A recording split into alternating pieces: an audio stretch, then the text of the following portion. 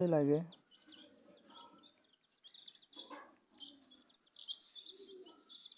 20টা বাচ্চা নেওয়া হয়েছে, 20টা বাচ্চাই আছে এখনো।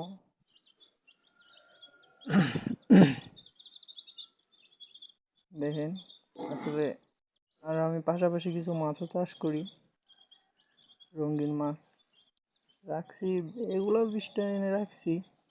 আপাতত ভালোই আছে সবগুলো, খাওয়াচ্ছি ঠিক মতো।